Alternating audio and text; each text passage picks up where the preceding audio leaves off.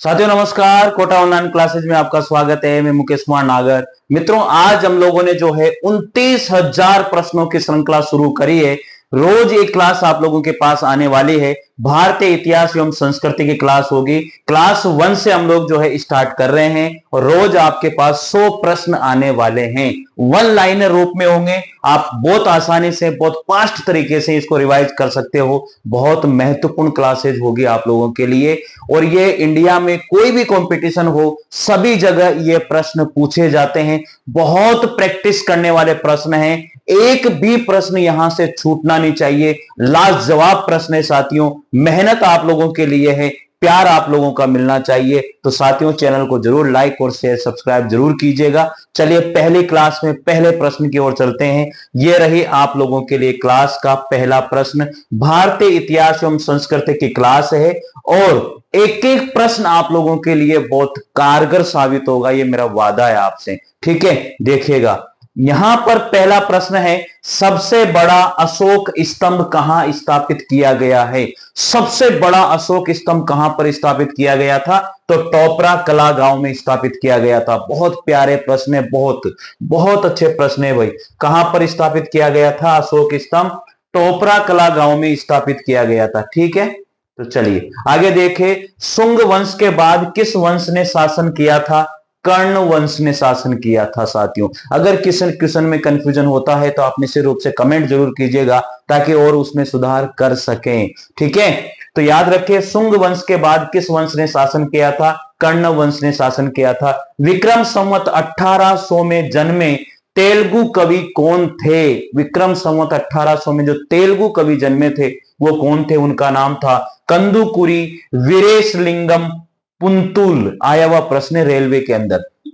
अगला प्रश्न आता है यहां पर और बहुत प्यारा प्रश्न है भाई, बहुत प्यारा प्रश्न है। सोलंकी राजाओं के राज्य मंत्री द्वारा बनाए गए सूर्य मंदिर के नाम में एक आवासीय तालाब है जिसे सूर्य कुंड भी कहा जाता है। उसका नाम क्या है? मोढेरा सूर्य मंदिर, जो कहां पर है? गुजरात के अंदर है साथियों। कहां पर है? गुजरात में। अगला प्रश्न की हम लोग बात करते हैं, किसे तानसेन को मियां की उपाधि दी थी? यानी कि तानसेन को किसने तानसेन को मियां की उपाधि दी थी? तो अकबर के द्वारा दी गई थी। अगला प्रश्न आता है, अमरावती स्तूप किस राज्य में स्थित है? अमरावती जो स्तूप है वो आंध्र प्रदेश राज्य में स्थित माना जाता है साथियों। अमरावती स्तूप कहां पर है? आंध्र प्रदेश राज्य में स्थित है। अगले प्रश्न की ओर चलते हैं, किसे गुरुजरा की उपाधि यानी कि टाइटल प्राप्त हुआ था? महेंद्र वर्मन संगम साहित्य में। महेंद्र वर्मन को हुआ था संगम साहित्य में। किसको प्राप्त हुआ था? महेंद्र वर्मन को संगम साहित्य में दिया गया था। मुबंदर में कौन तीन राज्य का वर्णन मिलता है? चोल, चेर और पांडे, इनका वर्णन यहां पर देखने को मिलता है। अगला प्रश्न आता है यहां पर, देखो बहुत प्यारे प्रश्न है यार, बहुत प्यारे प्रश्न है भाई। ठीक है, तो चलिए अगले प्रश्न की ओर बढ़ते हैं। और प्रश्न, ये मेरी बुक्स वगैरह आती है, ये हिंदी की है, हिंदी सामान्य व्याकरण की बुक्स है। आप लोग देखिए, अगर मंगवाना चाहते हैं तो ये शिक्षा मनोविज्ञान की बुक्स है, अगर आप मंगवाना चाहते हैं तो। अगला प्रश्न आता है 90 नंबर का, पुस्तक the beautiful tree indigenous Indian education in the 20th century किसने लिखी थी? धर्मपाल के द्वारा लिखी गई थी। फिर अगला प्रश्न आता है 10वें नंबर का, कौटिल्य किस स्थान में राजनीति, विज्ञान और अर्थशास्त्र के प्राध्यापक थे? तक्षशिला के अंदर रहे हैं।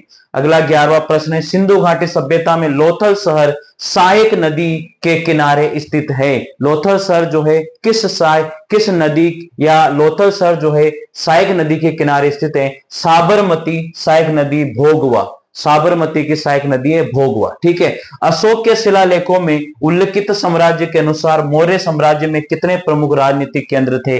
5 राजनीतिक केंद्र यहां पर रहे हैं। फिर 30 नंबर का प्रश्न आता है, मौर्य साम्राज्य में कई शहर थे, कौन सा शहर सबसे दक्षिणी शहर था? वो था हवगिरी शहर। क्या नाम था? हवगिरी। फिर अगला प्रश्न है, बार बोसा की गोविंद नीति किस साम्राज्य से संबंधित है? विजयनगर साम्राज्य से संबंधित रही है साथियों। चलिए 15 नंबर के प्रश्न की ओर बढ़ते हैं। चंद्रगुप्त द्वितीय दरबार के नवरत्नों में से किसने चिकित्सा शास्त्र लिखा था? वे था वेताल भट्ट। चंद्रगुप्त द्वितीय के दरबार के जो नवरत्न थे उनमें से किसने चिकित्सा शास्त्र लिखा? उसका नाम था वेताल भट्ट। 16 नंबर का प्रश्न है, बिंदुसार मौर्य की मृत्यु के बाद कौन मौर्य साम्राज्य की गद्दी पर बैठा था? वो है बिंदुसार। बिंदुसार मौर्य की मृत्यु के बाद कौन मौर्य साम्राज्य की गद्दी पर बैठा? बिंदुसार। गुप्त, कौन गुप्त शासक घटोत्कच का उत्तराधिकारी बना था? चंद्रगुप्त। कौन बना था? चंद्रगुप्त बना था साथियों। ठीक है, कौन बना था? चंद्रगुप्त बना था। याद रखना यहां पर कौन बना था? चंद्रगुप्त बना था। तो अच्छे प्रश्न है, आप इन्हें याद जरूर रखिएगा। 18 नंबर का प्रश्न आता है, और 18 नंबर का प्रश्न है, अंतिम पल्लव राजा कौन था? अपराजित वर्मन। क्या नाम था? अंतिम पल्लव राजा का नाम क्या था? अपराजित वर्मन। फिर 19 नंबर का प्रश्न है, मुसलमानों पर एक धार्मिक कर लगाया गया था, उसका नाम था जकात। मुसलमानों पर एक धार्मिक कर लगाया गया, उसका नाम क्या था? जकात था साथियों। अगले प्रश्न की ओर बात करते हैं। 20वें नंबर का प्रश्न है, भारतीय उपमहाद्वीप का पहला उद्यान मकबरा कौन सा रहा है? हुमायूं का मकबरा रहा है। फिर अगले प्रश्न है 21 नंबर का, प्राचीन शहर लोथल किस राज्य में स्थित है? गुजरात में स्थित है। संगम साम्राज्य पांडे की राजधानी थी मदुरै। क्या नाम था? मदुरै। 23 नंबर का प्रश्न है, कौन सा शहर मुगलों का पहला नियोजित शहर माना जाता है? वो था फतेहपुर सीकरी। मुगलों का पहला सुनियोजित शहर माना जाता है, वह है फतेहपुर सीकरी। 24 नंबर का प्रश्न आता है, सातवाहनों का सबसे महत्वपूर्ण शासक किसको माना जाता है? गौतमी पुत्र श्री सातकर्णी को माना जाता है। गौतमी पुत्र श्री सातकर्णी को माना जाता है। 25 नंबर का प्रश्न है, ताजमहल के केंद्रीय गुंबद का निर्माण किस शासक द्वारा किया गया था? चोल शासक के द्वारा किया गया था। यह बहुत बढ़िया प्रश्न है भाई। ताजमहल के केंद्रीय गुंबद का निर्माण किस शासक द्वारा किया गया था? चोल शासक के द्वारा किया गया था। याद रखना इसको, ठीक है। 26 नंबर का प्रश्न है, 1568 में चित्तौड़ में अकबर के हाथों पराजित होने के बाद उदयपुर की स्थापना किसके द्वारा की गई थी? राणा उदय सिंह के द्वारा की गई थी। 27 नंबर के प्रश्न की ओर बढ़ते हैं, किस मुगल सम्राट ने आगरा में शीश महल बनवाया था? शाहजहां के द्वारा आगरा में क्या बनवाया गया था? शीश महल बनवाया गया था। यह बहुत बढ़िया प्रश्न थे साथियों।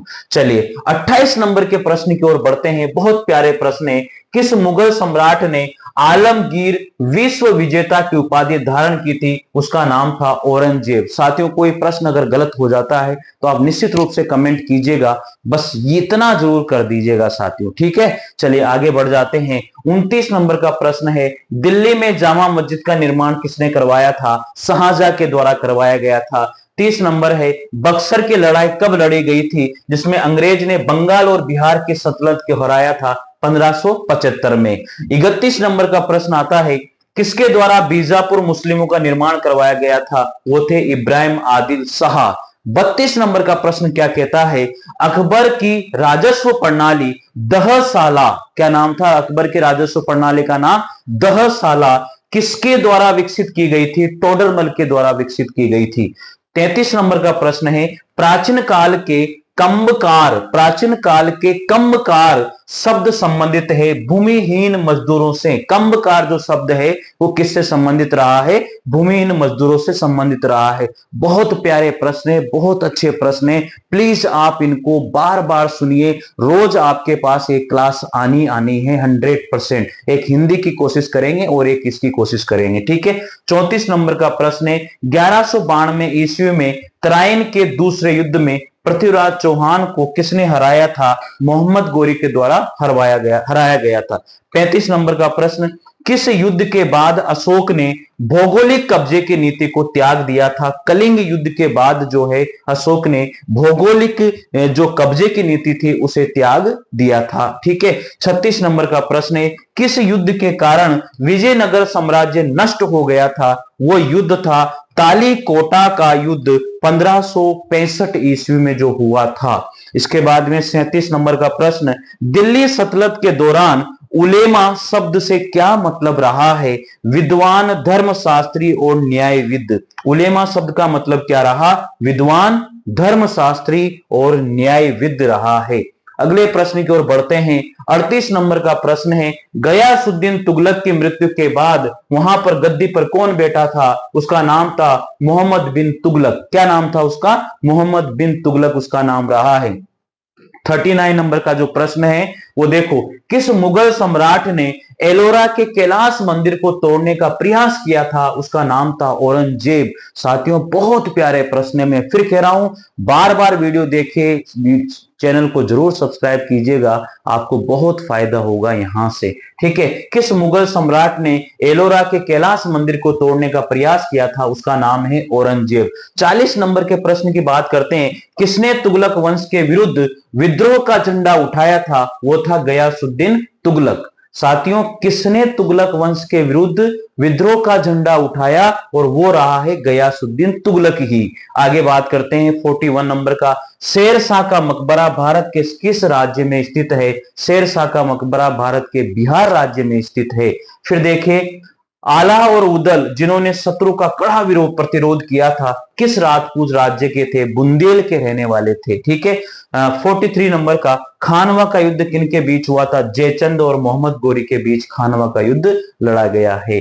44 नंबर का प्रश्न है, विजयनगर साम्राज्य के संस्थापक किस राजवंश के सामंत थे? वो थे काकतीय राजवंश के सामंत थे।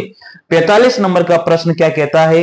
किस राजपूत राजवंश के शासकों ने जैन धर्म को संरक्षण दिया था और उनमें से एक ने विद्वान हेमचंद्र के प्रभाव से जैन धर्म स्वीकार कर लिया था? वो थे चालुक्य राजपूत राजवंश। ठीक है। 46 नंबर का प्रश्न है, मध्यकालीन शासकों में से किसने यात्रियों की सुविधा के लिए सरायों यानी कि आश्रय के निर्माण पर ज्यादा ध्यान केंद्रित किया था? वो थे शेरशाह सूरी। जिन्होंने यात्रियों के लिए आश्रय स्थल बनाए थे वो थे शेरशाह सूरी। चलिए 47 नंबर के प्रश्न की ओर बढ़ते हैं। किस विजयनगर शासक ने अपनी बेटी का विवाह फिरोज शाह बहमनी से किया था? उनका नाम था देवराय प्रथम। क्या नाम था? देवराय प्रथम। ठीक है। 48 नंबर का प्रश्न, किस शासक ने चीन के साथ अपने व्यापार को मुक्त करने के लिए मलाया पर आक्रमण किया था? वो है चोल शासक। 49 नंबर का प्रश्न क्या कहता है मेरे मित्रों, मुगलों के अधीन प्रशासन में मनसबदारी प्रणाली की शुरुआत किसने करी थी? उनका नाम था अकबर। ये तो आपको सबको पता होगा। ठीक है। 50 नंबर का प्रश्न है, तंजौर का राज राजेश्वर मंदिर किस वंश के शासक ने बनवाया था? चोल वंश के शासक ने यह मंदिर बनवाया था। बहुत इंपॉर्टेंट क्वेश्चन माना जाता है। ठीक है साथियों, तो ये बहुत इंपॉर्टेंट क्वेश्चन है भाई, बहुत इंपॉर्टेंट क्वेश्चन है। चलिए आगे देखते हैं। फिर तंजौर का राजेश्वर मंदिर किस वंश के शासक ने बनवाया था? चोल वंश के।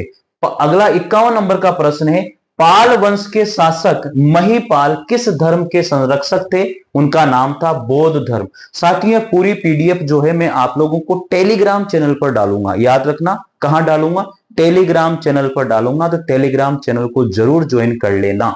ठीक है। आप लोगों के लिए वैकेंसीज की सूचना मैं इस चैनल पर जरूर देता हूं। हिंदी, इतिहास, सारी क्लासेज आप लोगों के लिए बहुत इंपॉर्टेंट क्लासेज, बहुत मेहनत के साथ आती है।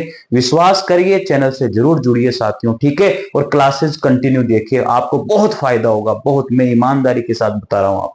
ठीक है। चलिए 52 नंबर का प्रश्न है, किसने 11वीं शताब्दी में गुजरात पर हमला किया और सोमनाथ मंदिर को लूटा था? उसका नाम था महमूद गजनवी। ये तो सबको पता है। 53 नंबर का प्रश्न है, 12वीं शताब्दी या ईस्वी में कल्हण द्वारा लिखी गई पुस्तक राज तरंगिणी किस राज्य के इतिहास के बारे में बताती है? और वो है कश्मीर। बहुत बार ये क्वेश्चन पूछा गया है कंपटीशन के अंदर। 54 नंबर का प्रश्न है, दक्षिण भारत का जैन सरस्वती मंदिर कहां पर स्थित है? दक्षिण भारत का जैन सरस्वती मंदिर कहां पर स्थित है भाई? कहां पर स्थित है? वो है बासर तेलंगाना में। कहां पर है? बासर तेलंगाना में, दक्षिण भारत में। ठीक है। 55 नंबर का प्रश्न है, संस्कृत कवि और नाटककार राजशेखर प्रतिहार राजा के दरबार में कवि थे? महेंद्रपाल के दरबार में ये कवि रहे हैं साथियों। चलिए अगले प्रश्न की ओर बढ़ते हैं। 56 नंबर का प्रश्न आता है, प्रथम संयुक्ता में किस क्षेत्र पर नियंत्रण पाने के लिए एक प्रसिद्ध त्रिपक्षीय युद्ध लड़ा गया था? वो है कन्नौज का युद्ध। ठीक है। 57 नंबर का प्रश्न, चोल प्रशासन में गांवों में सभाएं होती थी जो मुख्य रूप से ब्राह्मणों के द्वारा बनाई गई थी, उनको हम लोग सभा कहते थे। ठीक है। 58 नंबर में कौन से पुस्तक या कौन सी पुस्तक नेचुरल हिस्ट्री लेखक वरिष्ठ प्लिनी यानी कि प्लिनी द एल्डर द्वारा लिखी गई थी? नेचुरल हिस्ट्री पुस्तक को लिखा गया था। 49 नंबर का प्रश्न है, प्राचीन भारत के सबसे प्रसिद्ध विधिक ग्रंथों में से एक मनुस्मृति किस भाषा में लिखा गया? संस्कृत भाषा में लिखा गया था। किस भाषा में लिखा गया था? संस्कृत भाषा में लिखा गया ग्रंथ है। 60 नंबर का प्रश्न है, प्रारंभ में कर्नाटक के चालुक्यों के अधीनस्थ थे राष्ट्रकूट। प्रारंभ में जो राष्ट्रकूट थे वो कर्नाटक के चालुक्यों के अधीन माने जाते थे। ठीक है, चलिए 61 नंबर का प्रश्न है, दक्षिण भारत के पांड्य वंश का प्रसिद्ध शासक किसको माना जाता है? नेदुजेलियन द्वितीय को। किसको माना जाता है? नेदुजेलियन द्वितीय को माना जाता है भाई। 62 नंबर के प्रश्न की बात करते हैं, महमूद गजनवी का पंजाब के बाहर अंतिम आक्रमण था, वो था सोमनाथ। बहुत प्यारा प्रश्न है, बहुत प्यारा। ठीक है, चलिए 63 नंबर का प्रश्न है, हैनसांग के शासनकाल में किस चीनी यात्री ने भारत की यात्रा करी थी और थे क्या नाम था उनका? हैनसांग। ये क्वेश्चन गलत है। हैनसांग के शासनकाल में किस चीनी यात्री ने भारत की यात्रा करी थी? ये क्वेश्चन बहुत ही गलत है। मैं इस क्वेश्चन को आप लोगों को बता देता हूं इसका। ठीक है, 64 नंबर का है, भारतीय समाज को ये चलो इसका आंसर तुम बताना। ठीक है, इसका आंसर तुम बता देना। हैनसांग के शासनकाल में किस चीनी यात्री ने यात्रा करी थी, उसका नाम बताओ। 64 नंबर का प्रश्न है, भारतीय समाज को 7 वर्गों में वर्गीकृत किया गया है। एक का नाम था मेगस्थनीज। ठीक है, भारतीय समाज को 7 वर्गों में वर्गीकृत किया मेगस्थनीज। ठीक है, मौर्य सेना के प्रशासनिक कार्यों की जिम्मेदारी कितने सदस्यों को सौंपी गई थी? 30 सदस्यों को सौंपी गई थी। याद रखना इसको, भारतीय समाज को 7 वर्गों में वर्गीकृत किसने किया था? मेगस्थनीज ने किया था, याद रखना। और है मौर्य सेना के प्रशासनिक कार्यों की जिम्मेदारी कितने सदस्यों को सौंपी गई थी? 30 सदस्यों को सौंपी गई थी। ये क्वेश्चन भी बहुत बार पूछा जाता है। चलिए आगे देखते हैं, 65 नंबर का प्रश्न है। अगला प्रश्न आता है, अंतिम मौर्य सम्राट की हत्या के लिए जिम्मेदार किसको माना जाता है? पुष्यमित्र शुंग को माना जाता है। याद रखिएगा, अंतिम मौर्य सम्राट की हत्या के लिए जिम्मेदार किसको माना जाता है? पुष्यमित्र शुंग को माना जाता है। 66 नंबर का प्रश्न है, किस विदेशी आक्रमणकारी ने अपने प्रदेश चंद्रगुप्त मौर्य को सौंप दिए थे? उनका नाम था सेल्यूकस निकेटर। क्या नाम था उनका? सेल्यूकस निकेटर उनका नाम रहा है। 67 नंबर का प्रश्न है, कुषाण शासक इतिहास में बौद्ध धर्म के महान संरक्षक के रूप में प्रसिद्ध हैं, जिन्होंने चौथी बौद्ध संगति का भी आयोजन किया था, वो थे कनिष्क के द्वारा किया गया था। 68 नंबर का प्रश्न, बौद्ध धर्म में भिक्षुणी बनने वाली पहली महिला किसको माना जाता है? महाप्रजापति गौतमी को माना जाता है। याद होगा ये तो आप लोगों को, किसको माना जाता है? महाप्रजापति गौतमी को माना जाता है। 69 नंबर का प्रश्न है, खजुराहो के मंदिर किस राजवंश के दौरान बनाए गए थे? चंदेल राजवंश के दौरान बनाए गए थे। किस राजवंश के दौरान? चंदेल राजवंश के दौरान बनाए गए थे भाई साहब। याद हो जाएगा, इसमें कोई संशय नहीं है। ठीक है, चलिए आगे बात करते हैं। 70 नंबर पर, जैनों के अंतिम तीर्थंकर कौन थे? वर्धमान महावीर स्वामी। ठीक है, आगे है 71 नंबर, भारतीय समाज हर्ष की जीवनी हर्ष चरित यानी कि हर्ष के कार्य ने लिखी थी किसके द्वारा? बाणभट्ट के द्वारा।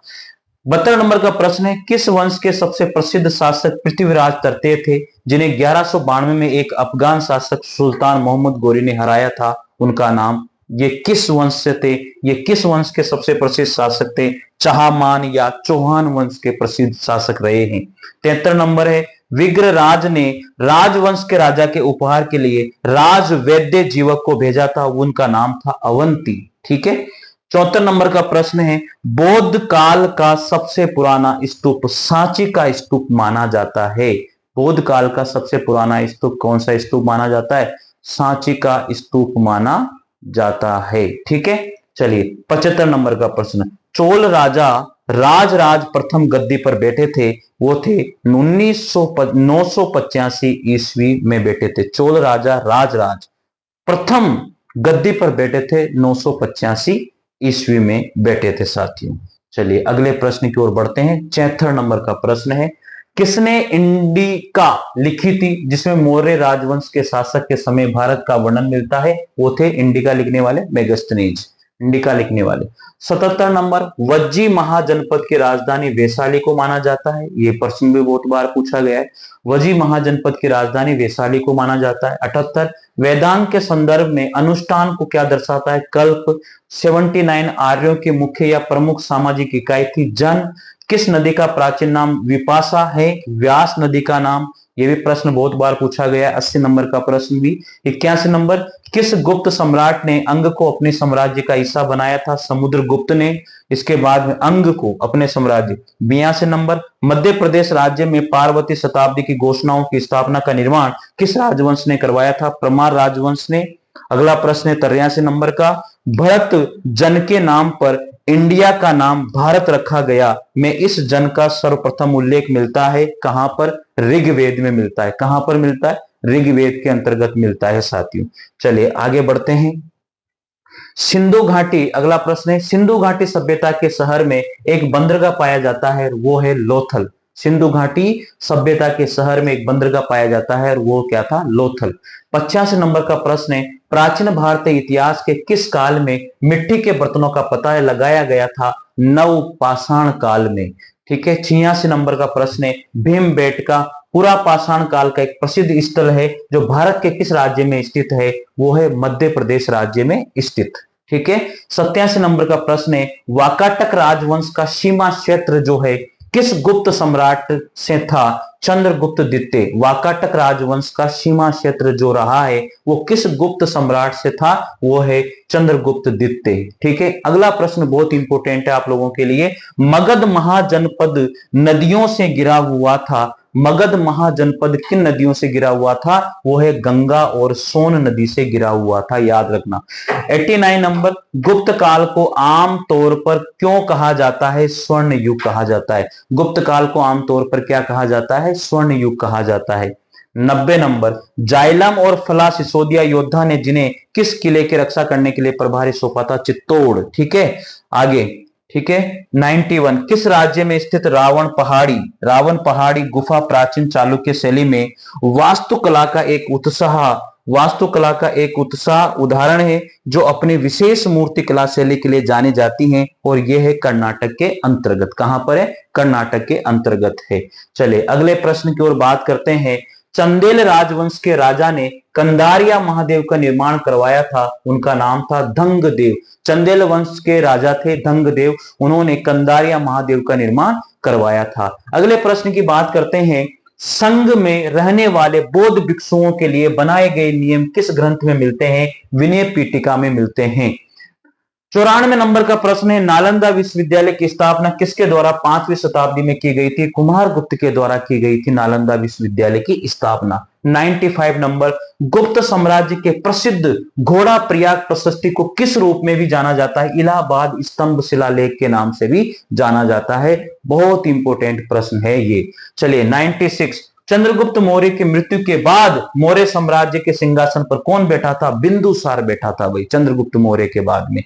97 नंबर, पुष्यमित्र जो कि अंतिम मौर्य सम्राट बृहदत्त का सेनापति था, ने राजा की हत्या कर दी और नए राजवंश की स्थापना की। उसका वंश क्या रहा था? शुंग वंश रहा था पुष्यमित्र ने। 98 नंबर का प्रश्न है, गुप्त राजवंश था उसके राजा ने नालंदा विश्वविद्यालय की स्थापना करी थी, वो कौन थे? कुमारगुप्त थे। कौन थे? कुमारगुप्त। 99 नंबर, मंदिर वास्तुकला की शैली उत्तर भारत में लोकप्रिय रही है और वो कौन सी है? उत्तर भारत में नागर शैली, दक्षिण भारत में द्रविड़ शैली, याद रखना। 100 नंबर का प्रश्न है, पंचायतन शैली की स्थापत्य कला में मंदिर होते हैं 5। पंचायतन से याद आया 5।